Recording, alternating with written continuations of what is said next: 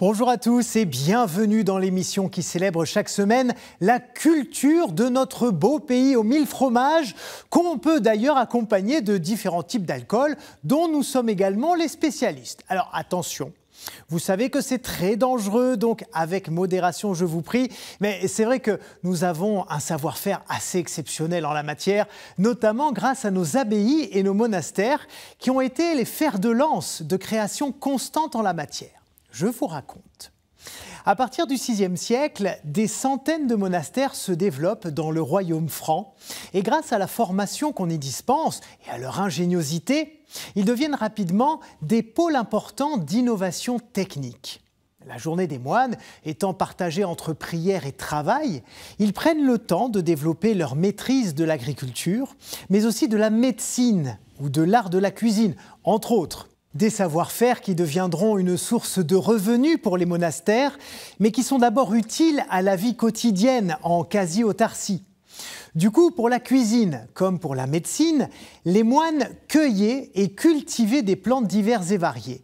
Et au fil du temps, certains monastères vont particulièrement s'affirmer dans la création d'élixirs médicinaux grâce à la distillation.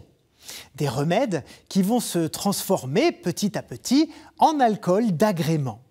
Au XVIe siècle, par exemple, un moine vénitien du nom de Dom Bernardo Vincelli s'installe dans l'abbaye de Fécamp en Normandie. Il se met à élaborer une liqueur curative à base de plantes locales et d'épices venues d'Orient qui sera produite par les bénédictins du lieu jusqu'au XVIIIe siècle. Mais ces religieux sont chassés au moment de la Révolution française et les terres sont administrées par l'État. La production s'arrête donc jusqu'en 1863, date à laquelle un négociant en vin retrouve le manuscrit de la recette et l'adapte. En tout, cette liqueur contient 27 plantes et épices, dont le genièvre, le safran, l'arnica ou la cannelle.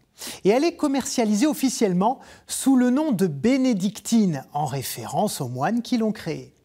Pour la chartreuse, tout commence en 1605. Les moines de la chartreuse de Vauvert, qui se situait sur ce qui est aujourd'hui le jardin du Luxembourg à Paris, reçoivent la formule d'un élixir de longue vie, dont personne ne connaissait l'origine. Le problème, c'est qu'il est un peu trop complexe à reproduire et il est abandonné jusqu'en 1737. C'est l'époque où le monastère de la Grande Chartreuse, près de Grenoble, parvient finalement à fixer définitivement la formule, un alcool à 69 degrés quand même. Mais en 1903, ces moines sont expulsés de France et continuent la production depuis Tarragone, en Espagne. L'exploitation de cet alcool est ensuite confiée à une société privée française jusque dans les années 1930, date à laquelle les religieux récupèrent la responsabilité de la distillerie et la commercialisation de la chartreuse.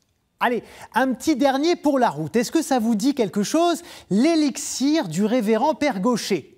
Eh bien oui, c'est une des lettres de Montmoulin, d'Alphonse Daudet. Effectivement, bravo. Elle raconte la création de la liqueur de Frigollet dans une abbaye qui se situe à Tarascon, près de Nîmes.